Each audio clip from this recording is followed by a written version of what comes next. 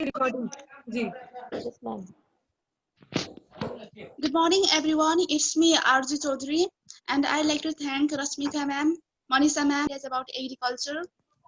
Now, without delaying the time, I'd like to jump into my topic, and my topic is about agriculture. Ma'am, set third slide, please. Anamika ma'am, third slide.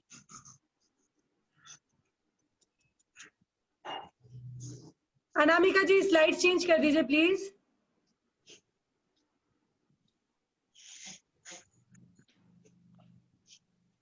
Anamika ji, are you there? Something problem है. अनामिका जी. Yes, ma'am. Yes, ma'am. मैं कर रही हूँ. Okay okay. Next slide, ma'am. Okay.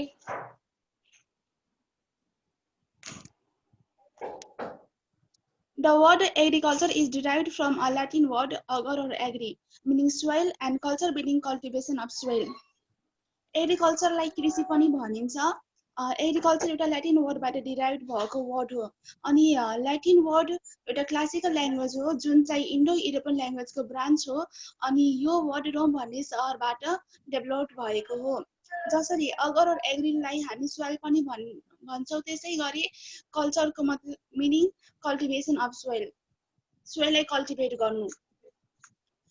For example हामी खेतमा plants लाउनुभन्दा अगाडि सोइललाई प्लोइङ गर्छौँ, जोत्ने गर्छौँ. त्यसपछि त्यो सोइलमा भएको विड्स भनेको सोइलमा भएको त्यो सानो सानो घाँसहरू निकाल्ने गर्छौँ. त्यसलाई नै कल्टिभेसन अफ सोइल भनिन्छ. Agriculture is the science and art of cultivating plants and livestock. एग्रिकल्चरले साइन्स र आर्ट पनि भनेको हो, किनभने यो साइन्सको फिजिक्स, केमिस्ट्री, बोटनीसँग रिलेटेड छ. यो बोटनीसँग कसरी रिलेटेड छ त? जसरी हाम्रो बडी धेरै सेल्सले बनेको हो, हाम्रो बडीमा डिफ्रेन्ट इन्जाइम्स र हर्मोन्सहरू छन् र हाम्रो बडीमा मेटाबोलिक प्रोसेसहरू 24 आवर चलिरहेको हुन्छ. त्यसै गरी प्लान्ट्स पनि धेरै सेल्सले बनेको हो र त्यसमा पनि इन्जाइम्स र हर्मोन्सहरू प्रड्युस हुन्छ र त्यसमा पनि मेटाबोलिक प्रोसेस चलिरहेकै हुन्छ. मेटाबोलिक प्रोसेस भनेको सेलमा हुने केमिकल रिएक्सन जसले गर्दा प्लान्ट्सहरू बाँच्न सक्छन्. अनि यसले आर्ट पनि भनेको हो, किनभने फार्मर्सहरू डिफ्रेन्ट टाइप्सका फलफुल अनि भेजिटेबल्सहरू एउटा सिस्टमेटिक वेमा रोप्ने गर्छन्. अनि कुन अब कतिको प्लान्टमा कतिको डिस्टेन्समा प्लान्ट रोप्नु पर्ने, अनि कुन बेला कुन फर्टिलाइजर अनि मलहरू राख्नुपर्ने, हाल्नुपर्ने, जसले गर्दा प्लान्ट्सलाई पेस्ट र डिजिजहरूबाट प्रिभेन्ट गर्छ. अनि अनि यसले आर्ट पनि भनेको हो, किनभने एउटा सिस्टमेटिक वेमा प्लान्ट्सहरू रोपियो भने खेतबारीहरू एट्र्याक्टिभ देखिने गर्छन्. त्यसैले यसलाई आर्ट पनि भनिएको हो. अनि लाइभ स्टक भनेको मान्छेहरू पशुपालन गर्छन्. त्यो पशुपालन गरेर तिनीहरू आफ्नो जीविका चलाउने गर्छन्. Agriculture was the development in the rise of sedentary human civilization. Agriculture was the key development in the rise of sedentary human civilization, whereby farming of domesticated species created food surpluses that enable people to live in cities. Human civilization हुनुको main कारण पनि agriculture नै हो. र हामी बाहिर बसेका मान्छेहरू अहिलेसम्म बाँच्न सकिरहेका छौँ, किनभने खेतबाट आएको त्यो भेजिटेबल्सहरू हामी खान पाइरहेका छौँ. The history of agriculture began thousands of years ago. After gathering wild grains beginning at least 105,000 years ago, farmers began to plant them around 11,500 years ago. The major agricultural products can be broadly grouped into foods, fibers, fuels, and raw materials. Food classes include cereals, vegetables, fruits, oil. Agriculture पुर्खादेखि गरिँदै आएको हो र 1,05,000 वर्षभन्दा पहिलाका मानिसहरू जङ्गली फलफुलहरू कलेक्ट गरेर खाने गर्थे. अनि त्यसपछि मात्र 11,500 वर्षभन्दा पहिलाका मानिसहरू एग्रिकल्चर तर्फ लागे। एग्रिकल्चरको प्रोडक्ट्सलाई फुड, फाइबर्स, फ्युल्स अनि रो मेटेरियललाई हामी सच लाइक रबर भन्ने गर्छौँ, त्योहरूमा डिभाइड गरेको छ। र फुड क्लासेसमा सेरल्स, भेजिटेबल्स, फ्रुट्स, ओइलहरू इन्क्लुड छन्। Ma'am next slide please.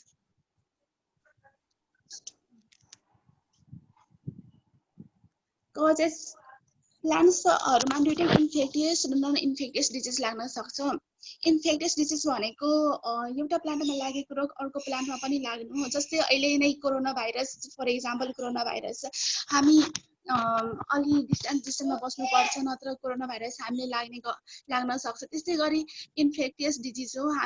प्लान्टहरू नजिकै, इन्फेक्टेड प्लान्ट नजिकै भइदियो भने एउटा प्लान्टबाट लागेको रोग अर्को प्लान्टमा पनि लाग्न सक्छ।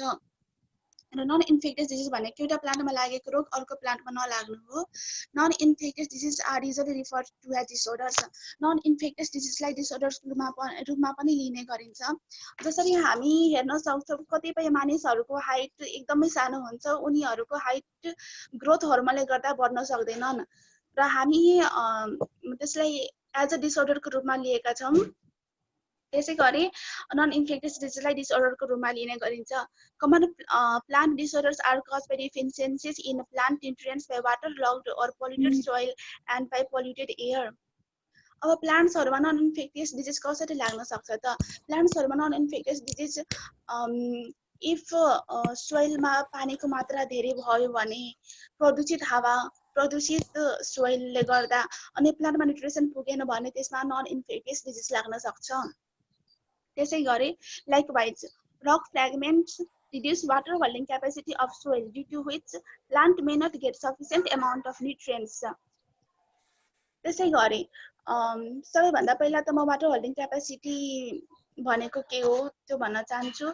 वाटर होल्डिङ क्यापेसिटी भनेको अब सोइलले कतिसम्मको वाटर होल्ड गरेर राख्न सक्छ त, त्यसलाई नै वाटर होल्डिङ क्यापेसिटी भनेको हो। रक फ्रेगमेन्ट ले सोइललाई रन अफ गराउँछ। फर इक्जाम्पल अहिले वर्षायाममा हामी हेरिरहेका छौँ, पहाडी भेगहरूमा ल्यान्डस्लाइड्सहरू हुन्छ अनि त्यो ल्यान्डस्लाइड्सले गर्दा त्यो सोइललाई एक ठाउँबाट अर्को ठाउँमा बगाएर लैजान्छ अनि त्यो बगाएको ठाउँमा रक फ्रेगमेन्ट्स आएर बस्दिन्छ अनि त्यो रक फ्रेगमेन्टले वाटर होल्ड गर्न सक्दैन, जस कारणले प्लान्ट्सले राम्ररी न्युट्रिसन लिन पाउँदैनन्। Too little water or improper nutrition can cause plants to grow poorly.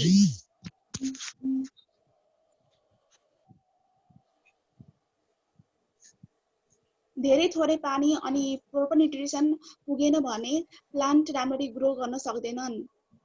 त्यसै गरी infectious plant diseases are caused by pathogens, living microorganisms that infect a plant and deprive it of nutrients.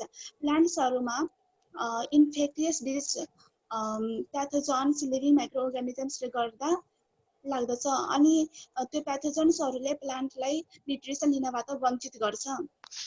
Bacteria भनेको जीवाणु, fungi भनेको ढुसी। कहिलेकाहीँ हामी प्लान्टमा हेर्न सक्छौँ व्हाइट स्पोटेडहरू देखा परेको हुन्छ अनि त्यसलाई फङ्गी भनिन्छ। नेमाटोड्स यो एउटा वर्म हो जसको सेप राउन्ड हुन्छ अनि यसमा सेगमेन्ट्स हुँदैन, त्यसलाई नेमाटोड भनिन्छ। माइकोप्लाज्मा एउटा सेल्फ रिप्रोड्युसिङ प्रोकार्योट हो। अब प्रोकार्योट भनेको एउटा सेलले मात्रै भनेको। फर इक्जाम्पल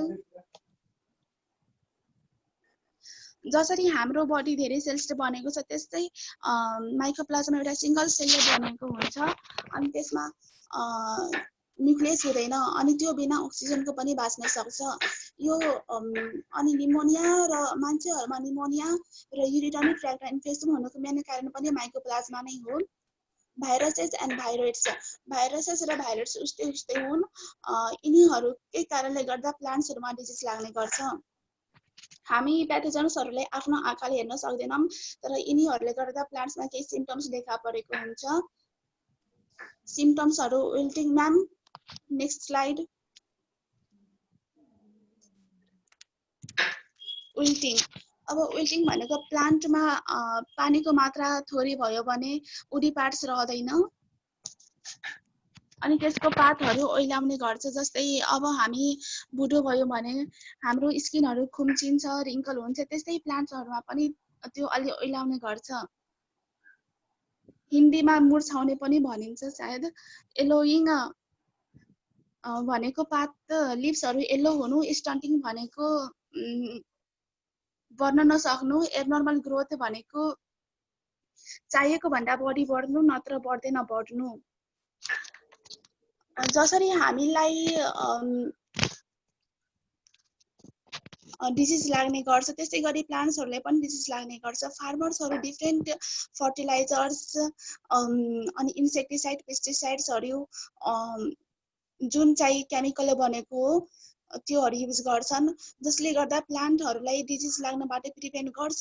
तर अर्कोतिर इन्भाइरोमेन्टलाई पनि डिग्रेड गरिरहेको छ र हाम्रो हेल्थलाई पनि हार्म पुर्याइरहेको हुन्छ।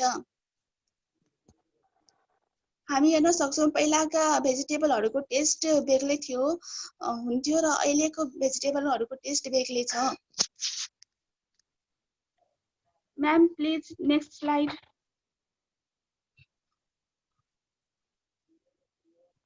अब त्यो डिजिजहरूले गर्दा कस्तो रोग लाग्न सक्छ त, जस्तै एस्टर एलोज, यो ब्याक्टेरियाले गर्दा लागेको डिजिज हो।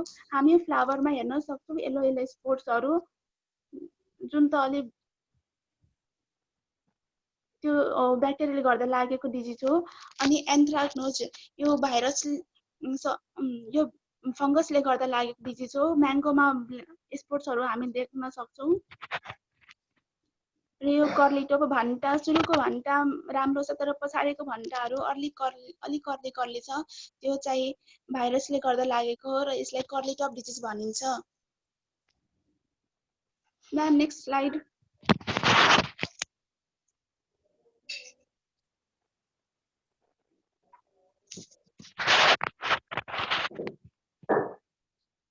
जसरी प्लान्ट्सहरूमा डिजिज लाग्ने गर्छ हामी फर्टिलाइजर्सहरू युज गर्छौँ। त्यो फर्टिलाइजर्सहरू युज गर्नाले प्लान्ट्सहरूमा डिजिज प्रिभेन्ट गर्छ तर इन्भाइरोमेन्टलाई पनि डिग्रेड गर्छ। तर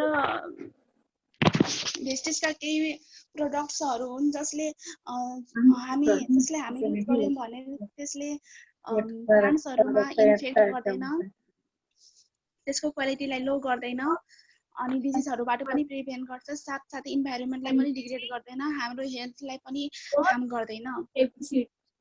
त्यही हुन् भेस्टिज एग्रिमोस, जुन 100 ml को हुन्छ र त्यसको टिपी 330 हो, पिभी 11 अनि एमआरपी ₹380।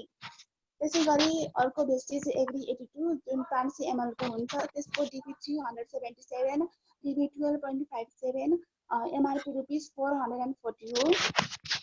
एग्री ह्युमिक जुन चाहिँ 500 ml को हुन्छ, यसको ₹95 हो, पिभी 16.5, एमआरपी ₹595। त्यसै गरी एग्रिगोल्ड 100 ग्रामको हुन्छ, यसको डिपी ₹500 हो, पिभी भनेको 16.67 र एमआरपी ₹600। भेस्टिज एग्री 82 5 लिटरको पनि आउँछ र यसको डिपी ₹3319 अनि पिभी 110.63 अनि एमआरपी यसको ₹3850 हो।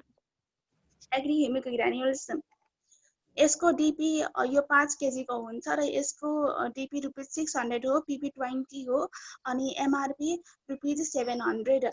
भेस्टिज एग्री बायो फङ्गिसाइड, यसलाई हामी प्रोटेक्ट पनि भन्छौँ र 500 ग्रामको आउँछ, पिभी = 41.67 हो, डिपी 1250 हो यसको अनि MRP ₹1475।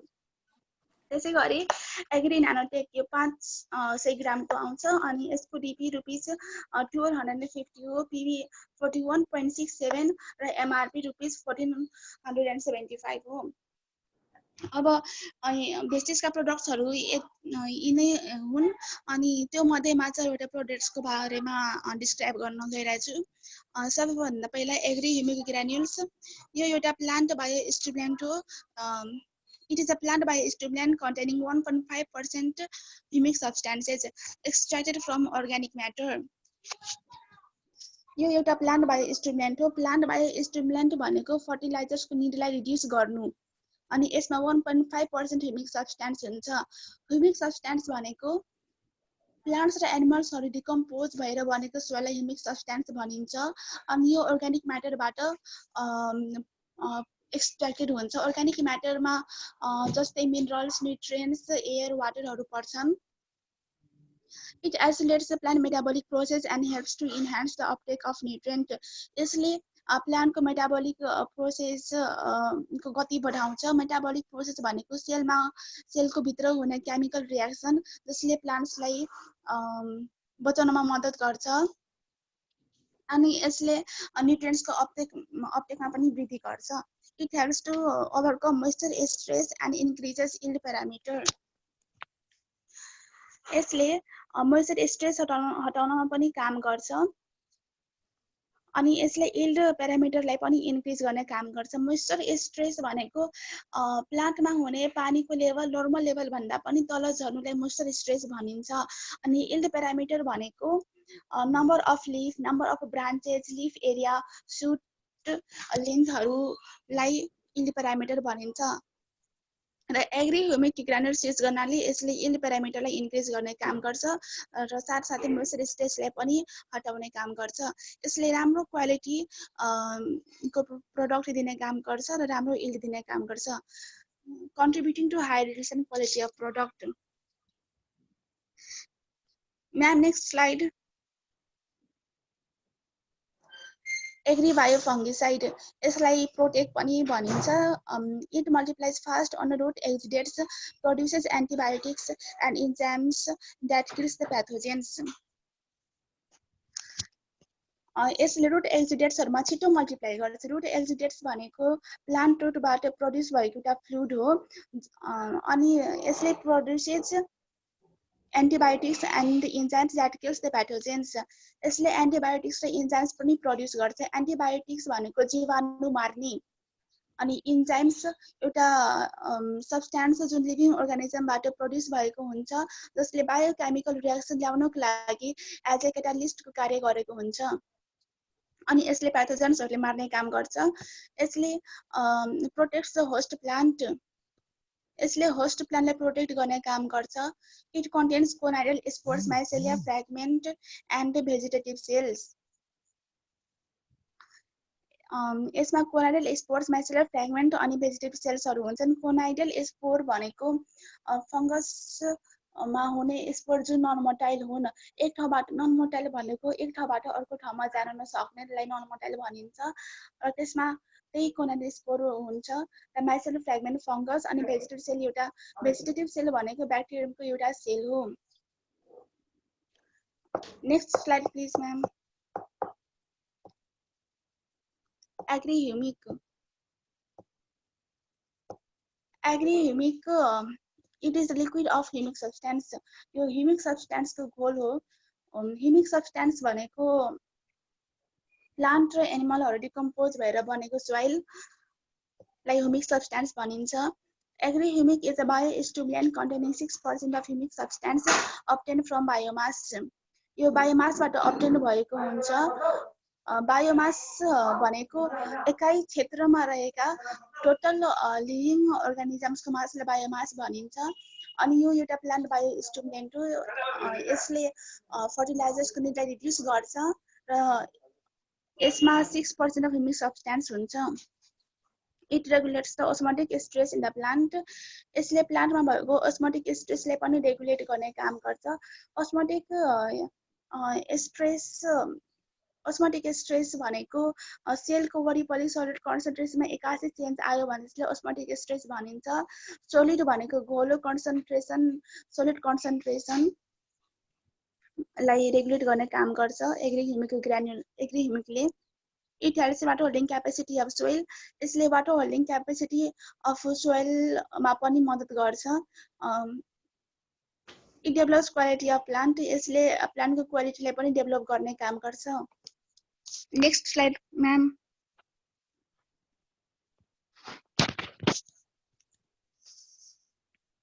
Agree 82. It is a highly concentrated non-ionic spray adjuvant with 82% active ingredients. एउटा हाइली कन्सन्ट्रेटेड अनआयोनाइज्ड स्प्रे हो र यो 82% एक्टिभ इन्ग्रेडियन्ट्सको साथमा आउँछ. इट इन्क्रिजेस क्रप इल्ड बाई इम्प्रुभिङ पेस्टिसाइड कभरेज. यसले पेस्टिसाइड कभरेज सुधारेर क्रप इल्डलाई इन्क्रिज गर्ने काम गर्छ. पेस्टिसाइड कभरेज भनेको पेस्टिसाइडको ड्रपलेट कतिसम्मको छ, कुनै एरियामा एउटा प्रोपोर्सनल एरियामा कतिसम्मको पेस्टिसाइड ड्रपलेटहरूले कभर गरेको छ त्यसलाई नि पेस्टिसाइड कभरेज भनिन्छ. It is a non phytotoxin and eco friendly. यो नन फाइटोटोक्सिन हो. यसले प्लान्ट ग्रोथमा एफेक्ट गर्दैन र यो इन्भाइरोमेन्ट फ्रेन्डली पनि हो. यसले इन्भाइरोमेन्टलाई डिग्रेड गर्दैन. It is helpful for irrigation. यो सिँचाइको लागि पनि हेल्पफुल हो. इरिगेसन भनेको एग्रिकल्चर भन्दा पहिला हामी खेतमा पानी हाल्ने गर्छौँ र त्यसलाई फर्टाइल मोइस्चर दिने काम गर्छौँ सोइललाई. त्यसलाई नै इरिगेसन भनिन्छ. It can be used to prevent disease in plant. यसले प्लान्टमा डिजिज लाग्न दिँदैन. नेक्स्ट स्लाइड म्याम.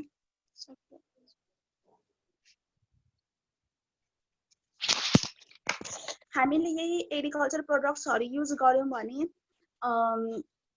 यसले प्लान्ट्सहरूमा डिजिज लाग्नु दिँदैन त अनि साथसाथै यसले इन्भाइरोमेन्टलाई पनि डिग्रेड गर्दैन अनि हाम्रो हेल्थलाई पनि हार्म पुर्याउँदैन. अनि यति भन्दै म आफ्नो आजको सेसन यही इन्ट्रो गर्न गइरहेको छु. थ्याङ्क यू, धन्यवाद.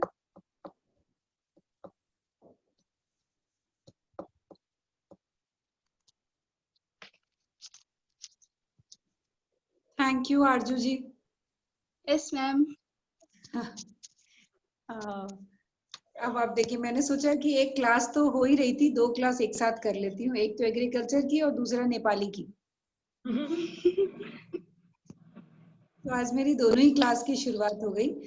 ये समझ में आ रहा है आपने जिस स्पीड से शुरू किया और खत्म किया, ऐसा एकदम समझ में आ रहा है कि आपका एग्रीकल्चर पे बहुत अच्छा होल्ड है. अदरवाइज नए लोग बहुत बार बार अटक के करेंगे, पर आपने नॉन स्टॉप पूरा एग्रीकल्चर क्या है मुझे थोड़ा बहुत समझ में आया. ऐसा नहीं है कि बिल्कुल नहीं आया. लाइक आपने कुछ एगर और एग्री में क्या soil and culture, cultivation of soil, कुछ एग्रीकल्चर का कुछ ऐसा ब्रेक में लैटिन ये कुछ वर्ड है जो आज से 11,500 साल पहले स्टार्ट हुआ था. ठीक है. और फिर बहुत सारी चीजें कि इन्फेक्शंस होते हैं अलग अलग टाइप के जो पौधे में हो जाते हैं, जो डेफिशिएंसी ऑफ न्यूट्रिशन, पोषक तत्वों की कमी के कारण से होता है. शायद आपने लैंडस्लाइड बताया कि पहाड़ी इलाका, क्योंकि नेपाल में पहाड़ी बहुत है तो वहां पे लैंडस्लाइड वाला प्रॉब्लम रहता होगा, तो मिट्टी कहीं की कहीं और पहुंच जाती है तो उसकी वजह से भी. हाँ. और लिविंग ऑर्गेनिज्म जो उसमें कीटाणु जीवाणु जो भी हैं उसकी वजह से कुछ इन्फेक्शंस आते हैं. पैथोजेंस है, वायरसेस हैं. लाइक हमारे अभी जैसे कोरोना वायरस से आपने रिलेट किया था कि जैसे वो भी एक इन्फेक्शन डिजीज है, तो प्लांट्स में भी. तो मैं समझ पाई ना कुछ कुछ नेपाली. यस मैम. काफी समझा मैम आपने, है ना. जी आप जी. हाँ. और फ्लावर में अलग अलग टाइप के कुछ प्रॉब्लम्स, फ्लावर के वेल्टिंग वाला प्रॉब्लम है. नहीं, एस्टर येलो जो है वो फूल में प्रॉब्लम हो जाता है. और एंथ्रोक्नोज क्या है, व्हाट इज, मुझे वो क्लियर नहीं हुआ. वो फल का एक था आपका. और एक कर्ली टॉप था जो सब्जियों में होता है ज्यादातर, कि वो उस सब्जी जो एक किनारी से घूमी भी रहती है और ऐसा कुछ, वही होगा शायद उसका मतलब. उसके बाद आपने हाँ जी, वो एंथ्रोक्नोज में ना, हाँ, एंथ्रोक उस वो वायरस के कारण से लगता है प्लांट में. अच्छा, प्लांट में ऐसा वायरस होता है उस वजह से नहीं, फ्रूट में लगता है. फ्रूट में लगता है. ओके. हाँ, ये फ्रूट का प्रॉब्लम है. ठीक है ना. हाँ, एंथ्रोनोज ठीक है, फल में है. और कर्ली टॉप है जो सब्जियों में होती है. यस मैम. हाँ हाँ. और ये आपने बताया. और उसके बाद जो रेमेडीज है, जो हमारे वेस्टेज के प्रोडक्ट्स कहाँ कहाँ पे काम आते हैं, उनके रेट्स एंड पीवी बीवी, ये सारी चीजें आप.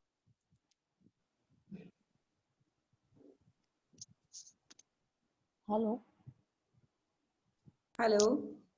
यस मैम.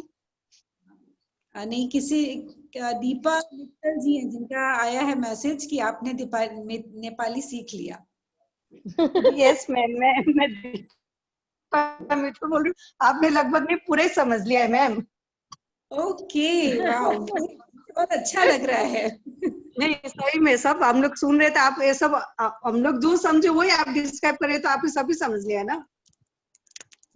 हाँ, ये तो आप ही बता सकते हैं कि मैं जो बोल रही हूँ वो सही है कि नहीं। नहीं राइट, एब्सोल्युटली राइट, आप सब सही समझे, मतलब आप अच्छे से ट्रांसलेट कर रहे हैं, एकदम अच्छी तरह समझ गए। Okay okay, thank you. तो डॉली जी, आपको एक अच्छी स्टूडेंट मिली है। यस मैम। हाँ मैम सॉरी इंटरप्ट कर रही हूँ, पर अपना सेशन 3 मिनट्स में कंप्लीट हो जाए। ओके ओके, तो रीजॉइन करेंगे। हाँ मैम, अगर रिज्वाइन करना है तो रिजॉइन कर लेते हैं मैम, यस 10 मैम, मिनट और रख लेंगे। यस मैम। हाँ जी। टॉपिक तो एक बार रिजॉइन करना जरूरी है, ताकि एकदम। आगे आरजू जी को भी समझ में, आरजू जी को भी आगे समझ में आए कि और मुझे किस टाइप से चीजों को बताना है। यस मैम, यस मैम। Okay ma'am. है ना? यस मैम। हाँ, तो हम सभी वापस से रिजॉइन करते हैं। हाँ, सबको Join रिज्वाइन करें, करते हैं है ना? वापस से। हाँ, तो आप मीटिंग एंड कीजिए अनामिका जी। हाँ यस यस मैं मैम, start आप स्टार्ट कीजिए। जी। आज लोग सब ज्वाइन करना है सबको। हाँ